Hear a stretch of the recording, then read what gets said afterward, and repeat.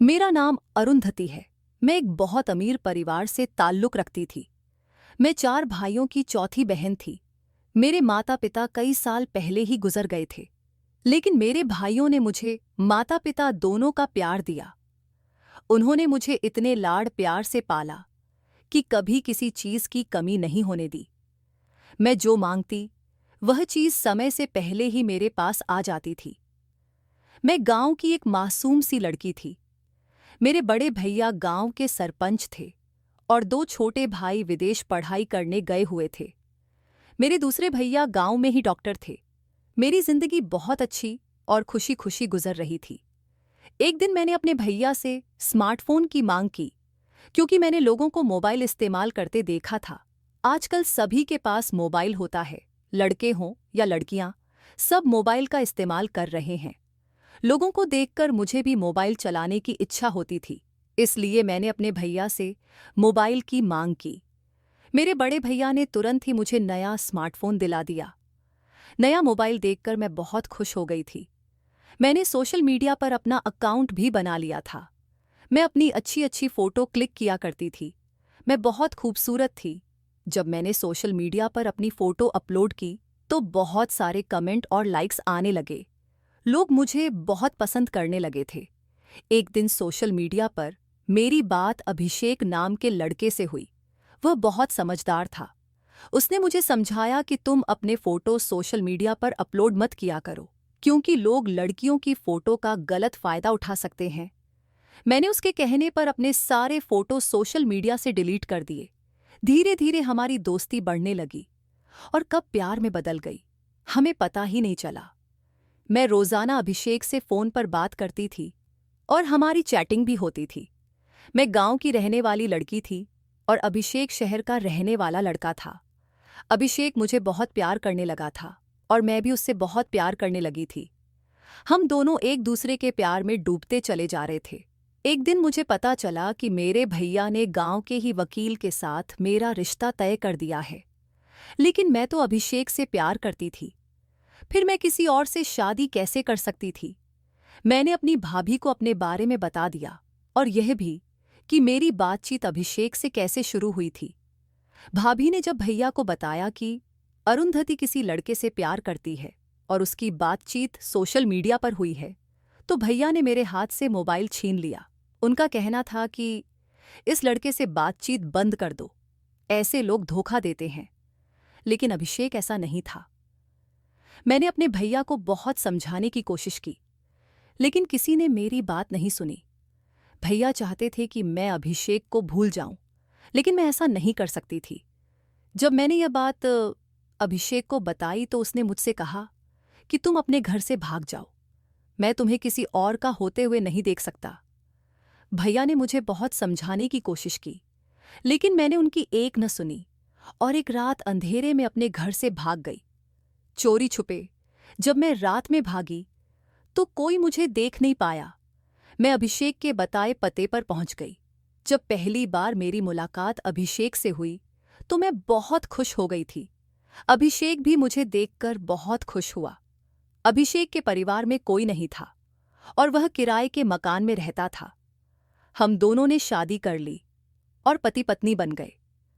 हमारी जिंदगी बहुत अच्छी गुजर रही थी।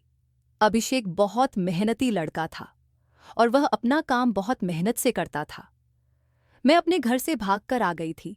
जरूर मेरे भाइयों ने मुझे ढूंढने की कोशिश की होगी, लेकिन मुझे उससे कोई फर्क नहीं पड़ता था। मैं अपने पति के साथ बहुत खुश थी।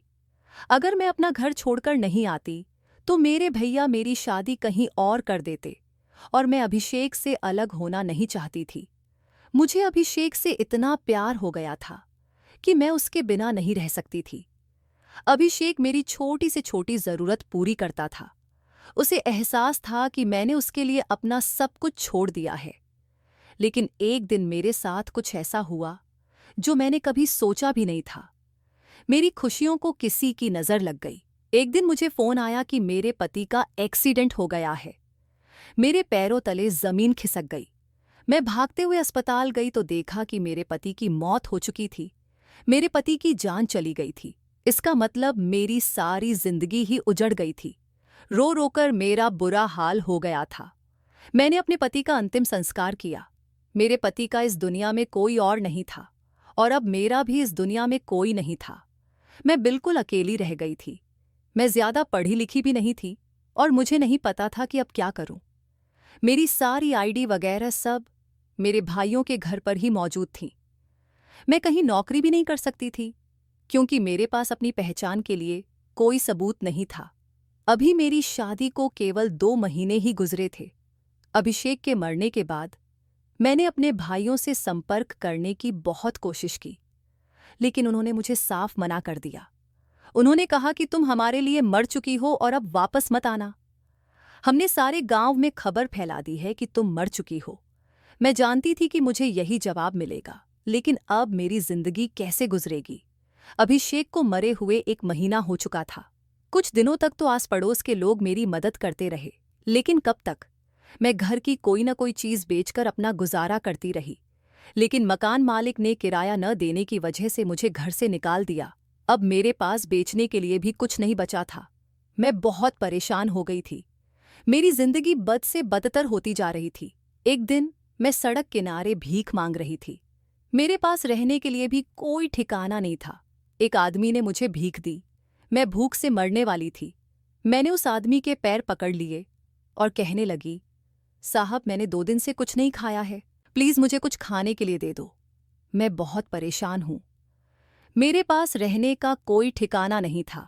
जहां मैं रहती थी वहां के मकान मालिक ने मुझे घर से निकाल दिया था। मैं किराए पर रह रही थी और रूखी सूखी रोटी खाकर अपना गुजारा कर रही थी। अब तो घर में वह रूखी सूखी रोटी भी खत्म हो गई थी, इसलिए मैंने सड़कों पर भीख मांगना शुरू कर दिया।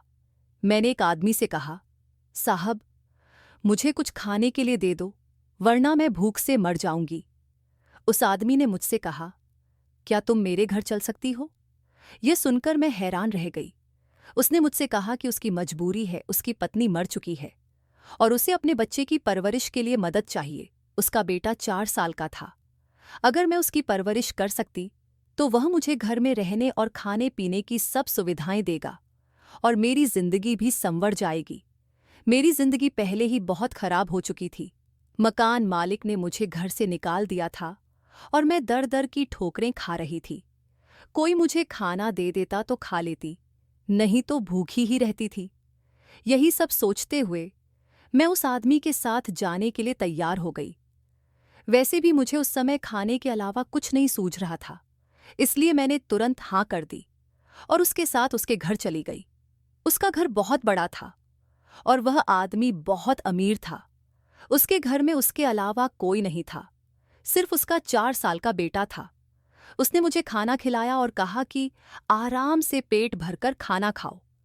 मैंने पहली बार पेट भरकर खाना खाया। उस आदमी को देखकर उसे एहसास हो गया था कि मैं बहुत भूखी हूं, इसलिए उसने मुझसे कोई सवाल नहीं किया। खाना खाने के बाद उसने मुझसे पूछा कि तुम कौन हो और अपने बारे में सब कुछ बताओ। मेरी आंखों के सामने मेरा बीता हुआ कल घूमने लगा।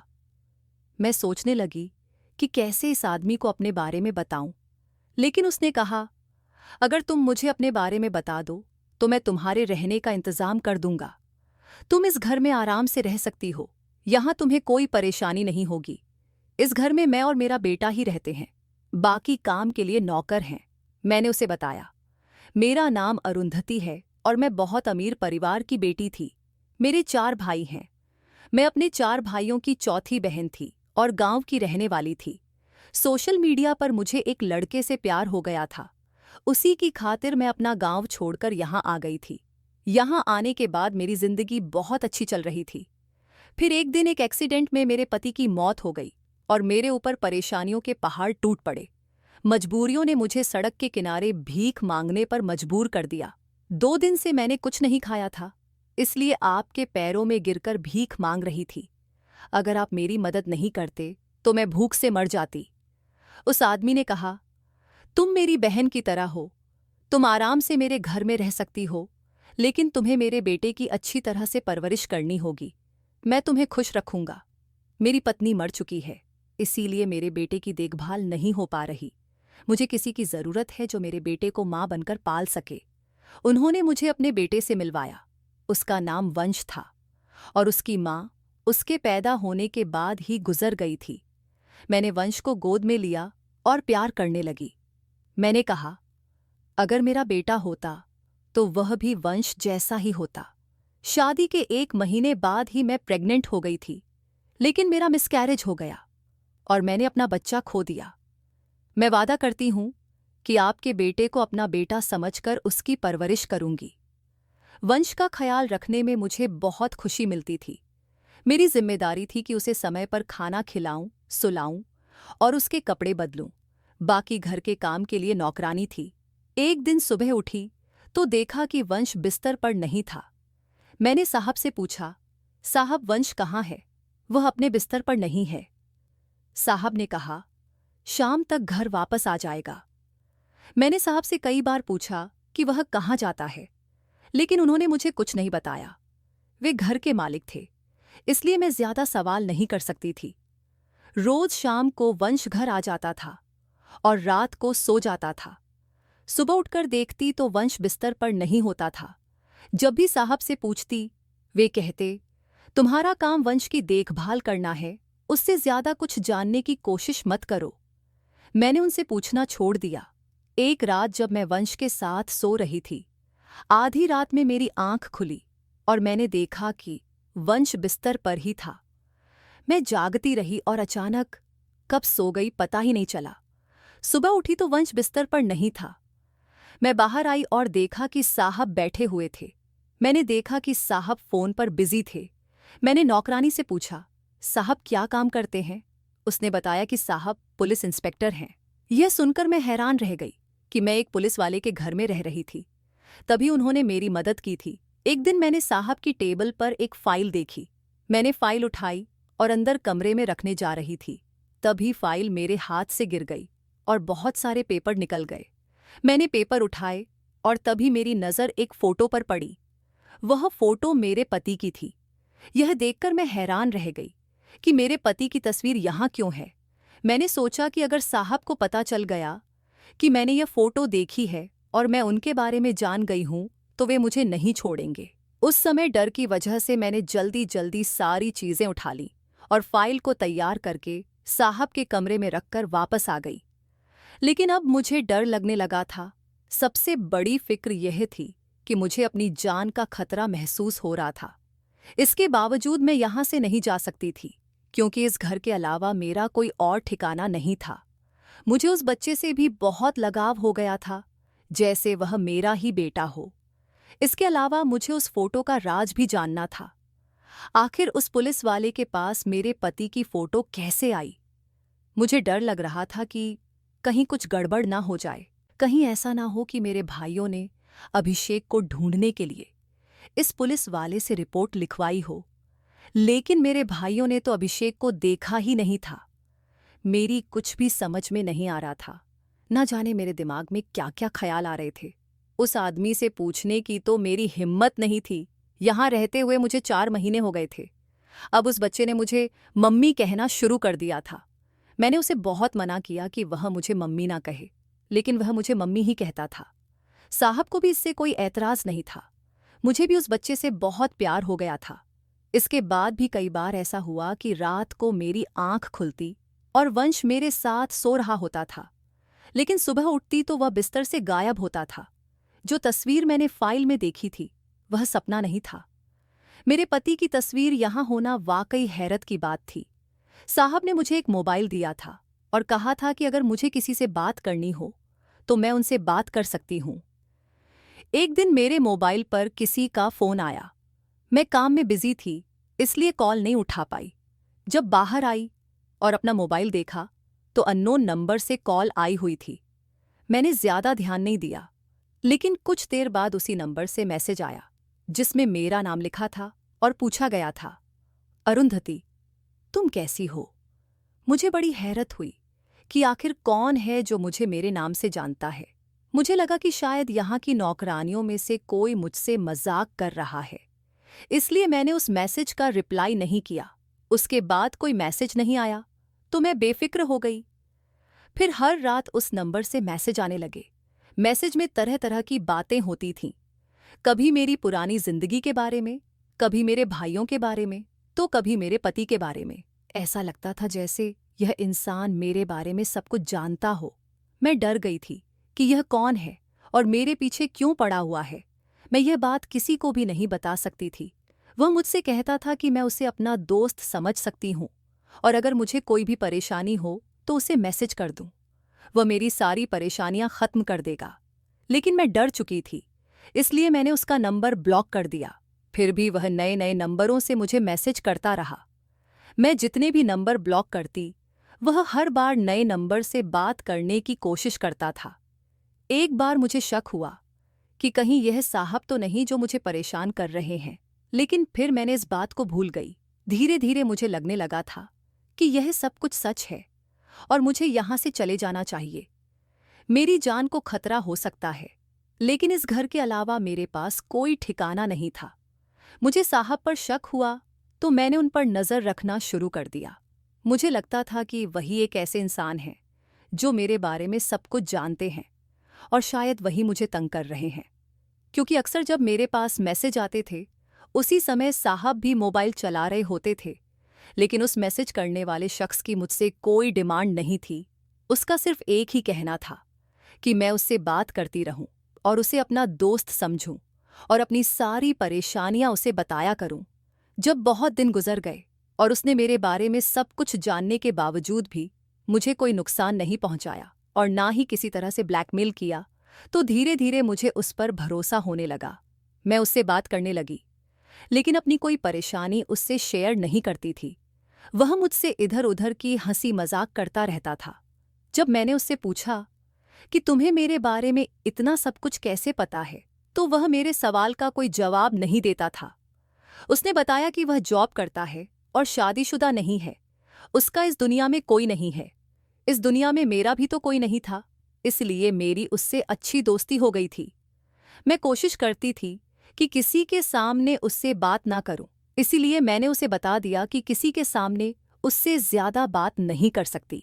उसने कहा, कोई बात नहीं, मैं इस बात का ख्याल रखूंगा और अब हम रात को ही बात करेंगे। जब सब सो जाते थे तो मैं देर रात तक उससे चैटिंग करती रहती थी। देर रात तक चैटिंग करने की वजह से सुबह मेरी आंख नहीं खुलती थी और जब उठती थी तो कुछ भी नहीं होता था। अब मुझे उससे बात करने की आदत हो चुकी थी। वंश के बारे में मैं उससे कुछ डिस्कस नहीं करना चाहती थी, क्योंकि यह मेरा घर का मामला था और मैं घर का राज किसी के साथ शेयर नहीं कर सकती थी।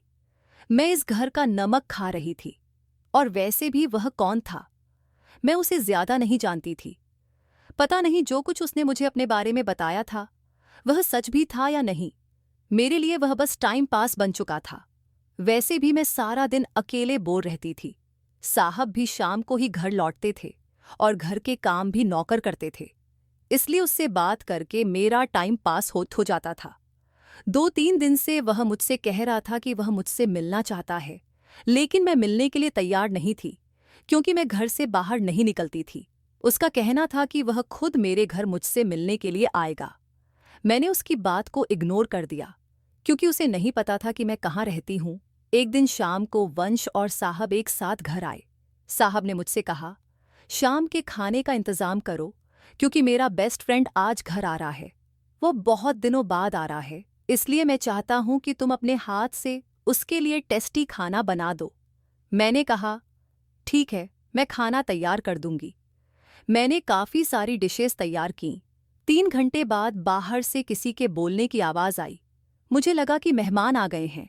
मैं अपने काम में इतनी बिजी हो गई थी कि उस फ़ोन वाले लड़के को ही भूल गई थी, जिसने कहा था कि वह मुझसे मिलने आएगा। खाना तैयार करने के बाद जब मैं किचन से बाहर निकली तो हॉल में बैठे हुए इंसान को देखकर मेरे पैरों तले ज़मीन खिसक गई। मैं देखती ही रह गई कि आखिर मेरे सामने कौन है। मैं दंग रह गई थी और होश में लाने की कोशिश कर रही थी, लेकिन मुझे होश नहीं आ रहा था। कुछ देर बाद मैं बेहोश हो गई और जब मुझे होश आया तो मैं अपने कमरे में बिस्तर पर लेटी हुई थी। साहब और वह इंसान मेरे बिस्तर के पास खड़े थे। वह इंसान कोई और नहीं बल्कि मेरा पति अभिषेक था, जिसका अंतिम संस्कार मैंने अपनी आंखों से देखा था। मैं हैरान होकर अभिषेक की तरफ देख रही थी। मुझे यकीन नहीं हो रहा था कि वह जिंदा और सही सलामत मेरे सामने खड़े हैं। अभिषेक भी मेरी तरफ गौर से देख रहे थे और उनकी आंखों में आंसू थे। अभिषेक ने मुझसे कहा, अरुंधति, यकीन कर लो, मैं ही हूं, तुम्हारा अभिषेक, जो तुमसे बहुत प्यार करता है। देखो, मैं जिंदा हूं। यह कहते हुए वह मेरे पास बेड पर बैठ गए। मेरी आंखों में भी आंसू आ गए थे और मैं उनको छूकर देख रही थी। मुझे यकीन हो गया था कि वह सच में जिंदा हैं और मेरे सामने बैठे हैं। मैं उनके गले से लगकर खूब रोने लगी। वह भी मुझसे लिपटकर रो रहे थे। उनके जाने के बाद मेरे साथ जो कुछ भी हुआ था, वह सब याद करके मुझे बहुत तकलीफ हो रही थी। मैंने अभिषेक से पूछा, अगर आप जिंदा थे तो वह कौन था जिसका अंतिम संस्कार मेरी आंखों के सामने हुआ था और जिसे मैंने अस्पताल में खुद देखा था? और अगर आपको मालूम था कि आपका मेरे सिवा इस दुनिया में कोई नहीं, तो आप इतने महीनों तक मुझसे दूर क्यों रहे? मैं रोते रोते यह सब कह रही थी।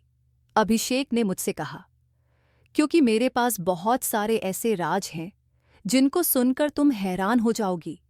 आज मैं तुम्हें एक एक करके सारे राज बताना चाहता हूं। सबसे पहले तो तुम जिस रॉन्ग नंबर वाले लड़के से बात करती थी, वह कोई और नहीं बल्कि मैं ही था। मैंने तुमसे कहा था कि मैं तुमसे मिलना चाहता हूं और मैं तुम्हारे घर आकर ही तुमसे मिलूंगा। देखो, मैं यहां आ गया। मैंने तुम्हें कहीं बाहर तो नहीं बुलाया ना? मैंने सोचा कि जो बातें वह लड़का मुझसे करता था और जितनी बातें वह मेरे बारे में जानता था, वे सब बातें तो मेरे पति और मेरे अलावा कोई नहीं जानता था। लेकिन मेरा इस बात पर ध्यान बिल्कुल भी नहीं गया कि अभिषेक जिंदा भी हो सकते हैं। मैंने अभिषेक से कहा, अगर आप जिंदा थे तो इतने समय से कहाँ थे?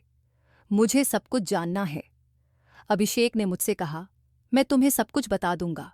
जब तुम अपना घर छोड़कर यहाँ आ गई थी और हमने शादी कर ली थी, तो कुछ दिनों बाद तुम्हारे भाइयों ने भी यहाँ आकर हमारे बारे में सारी जानकारी निकाल ली थी। उन्होंने अपने गांव में सबको यह बता दिया था कि तुम मर चुकी हो एक एक्सीडेंट में, और मौके पर ही तुम्हारी मौत हो गई थी। यहां तक कि उन्होंने किसी और की लाश को तुम्हारी लाश बताकर सबको यकीन दिला दिया था कि तुम सच में मर चुकी हो। यह सब उन्होंने अपनी बदनामी के डर से किया था। लेकिन तुम्हारे भाई मेरे दुश्मन बन गए थे, जिन्होंने उनकी बहन से शादी कर ली थी। उसी समय मुझे पता चला कि तुम मां बनने वाली हो। मैं तुम्हें बहाने से डॉक्टर के पास ले गया और डॉक्टर से तुम्हें मिसकैरेज की दवाई दिलवा दी, क्योंकि मेरी जान मुसीबत में आ गई थी। मैं नहीं चाहता था कि तुम छोटे बच्चे के साथ दर दर की ठोकरें खाती फिरो, क्योंकि मुझे तुम्हें छोड़कर जाना था। मुझे पता चल गया था कि तुम्हारे भाई मुझे जगह जगह ढूंढ रहे हैं। उन्होंने बार बार मेरी नौकरियों से निकलवाना शुरू कर दिया। एक दिन तुम्हारे भाइयों को मेरे मोबाइल नंबर के बारे में पता चल गया और उन्होंने मुझे फ़ोन किया। फ़ोन करके उन्होंने मुझे मारने की धमकी दी और कहा कि मेरे साथ साथ तुम्हारी भी जान ले लेंगे। इसलिए मैं तुम्हें वहां से छोड़कर चला गया था। एक दिन मैं रास्ते से जा रहा था जब अचानक एक कार ने मुझे मारने की कोशिश की, लेकिन मेरी किस्मत अच्छी थी कि मैं उस एक्सीडेंट में बच गया। कार के सामने आने से पहले ही कोई दूसरा आदमी उस कार के सामने आ गया और तुम्हारे भाई की कार से उसका एक्सीडेंट हो गया और उसकी जान चली गई। उसी मौके पर मैं वहां से भाग निकला। तुम्हारे भाई जानबूझकर मुझे मारना चाहते थे। तुम्हारे भाई ने फिर भी मेरे पास फ़ोन किया और कहा कि अगर तुम बच गए हो तो ये मत सोचो कि तुम हर बार बच जाओगे। जब तक हम तुम्हें मार नहीं देते, हम सुकून से नहीं बैठेंगे। तुम्हारे परिवार वाले मेरी जान के दुश्मन बन गए थे। मेरे साथ जो कुछ भी हुआ था, वह सब तुम्हें नहीं पता था। मैंने तुम्हारे दोस्त, जो एक पुलिस ऑफिसर है, से मदद मांगी और उसने मेरी मदद की। 1 महीने तक मैं अपनी जान बचाने के लिए इधर उधर भागता रहा, लेकिन फिर मुझे तुम्हारी फिक्र लगी हुई थी। मुझे पता था कि मेरा दोस्त अपने घर में अकेला रहता है, इसलिए मैंने उससे कहा कि किसी भी तरह से मेरी पत्नी को अपने घर ले जाओ और उसे अपने घर में जगह दे दो ताकि वह सुरक्षित रहे। मेरा यह दोस्त अगर तुमसे कहता कि तुम मेरे घर चलो, तो तुम उसके घर जाने के लिए आसानी से नहीं मानती। इसलिए उसने सोचा कि अपने बेटे वंश की परवरिश के लिए कहेगा तो तुम मान जाओगी। यहां पर तुम बिल्कुल सुरक्षित थीं। अब मेरी परेशानी खत्म हो गई है। मेरे दोस्त ने तुम्हारे भाइयों को गिरफ्तार कर लिया, जिन्होंने मुझ पर जानलेवा हमला किया था और मुझे जान से मारने की धमकी दी थी। जब तक मैंने तुम्हारे भाइयों को पुलिस के हवाले नहीं करवाया, तब तक मैं तुम्हारे सामने नहीं आ सकता था। काफी दिनों तक मेरे दोस्त ने मुझे जेल के एक कमरे में बंद कर दिया था, क्योंकि अगर मैं बाहर निकलता तो तुम्हारे भाई मुझे ढूंढ निकालते और जान से मार देते। अब तुम्हारे भाई जेल में हैं और मैं तुम्हारे सामने हूं। यह सुनकर मैंने अभिषेक से कहा, एक सवाल मेरे दिमाग में अभी भी घूम रहा है। आखिर वंश सुबह होते ही कहाँ चला जाता था? तभी साहब कहने लगे, मुझे माफ कर देना भाभी, वह मेरा बेटा है। मैं उसी की वजह से आपको यहाँ लेकर आया था। मेरी पत्नी नहीं है और मेरे बेटे को माँ की जरूरत थी। मेरी पत्नी आपके आने से 1 हफ्ता पहले ही मर गई थी। उसकी तबीयत बहुत खराब थी और 1 हफ्ते से उसने रो रो कर बुरा हाल कर दिया था, क्योंकि वह अपनी माँ के साथ ही सोता था। जब मैंने आपको यहाँ पर लेकर आया तो मैंने सोचा कि पता नहीं मेरा बेटा आपको अपनी माँ समझेगा या नहीं, लेकिन पहले ही दिन मेरा बेटा आपको अपनी माँ समझकर सो गया था। सुबह मेरा बेटा बोर्डिंग स्कूल चला जाता है और शाम को वापस लौटता है।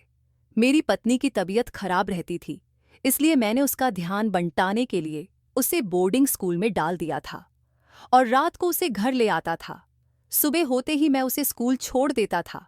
आपने मेरे बेटे का बहुत ख्याल रखा, इसके लिए मैं आपका बहुत आभारी हूं। अभिषेक अपने दोस्त से कहने लगे, तुमने भी तो हमारा बहुत साथ दिया। तुम्हारी वजह से ही आज हम पति पत्नी एक दूसरे से मिल पाए हैं। अब हम दोनों अपनी जिंदगी में बहुत खुश हैं। मेरे पति की नौकरी लग गई है और हम साहब के घर में ही रहते हैं। साहब का कहना था कि मैं उनके बेटे की परवरिश ऐसे ही करूं जैसे मैं करती थी, क्योंकि वह मुझसे बहुत ज्यादा जुड़ गया था। मैंने हमेशा वंश को मां की तरह ही प्यार दिया था, इसलिए हम उन्हीं के घर में रहते थे। मैं अभिषेक का साथ दोबारा पाकर बहुत खुश थी। मेरी जिंदगी की सारी परेशानियां खत्म हो गई थीं, लेकिन मेरे भाइयों ने जो किया था वह माफ करने लायक नहीं था। उनकी वजह से मुझे बहुत परेशानी उठानी पड़ी थी। आज मेरे भाई जेल में हैं और उनकी सजा भी पूरी हो गई है। एक दिन मैं उनसे जेल में मिलने गई थी। भैया ने मुझसे और अभिषेक से माफी मांगी। हमने उन्हें माफ कर दिया था। मैंने भैया से कहा, भैया मैं आपको एक शर्त पर माफ करूंगी। अब आप हमें जीने दें। हम अपनी जिंदगी में बहुत खुश हैं। कभी हमारी जिंदगी में दखलंदाजी नहीं करेंगे। भैया ने भी कहा, बस मैं तो अपनी बहन को खुश देखना चाहता था। अगर तुम अभिषेक के साथ खुश हो तो मेरे लिए यही बहुत है। अब मेरी जिंदगी में सब कुछ ठीक हो गया है और मैं अपनी जिंदगी खुशी खुशी बिता रही हूँ। दोस्तों, उम्मीद है आपको हमारी कहानी पसंद आई होगी। अगर कहानी पसंद आई है तो वीडियो को लाइक करें, चैनल को सब्सक्राइब करें एंड नोटिफिकेशन बेल ज़रूर दबाएं ताकि अगली अपडेट सबसे पहले आपको मिले।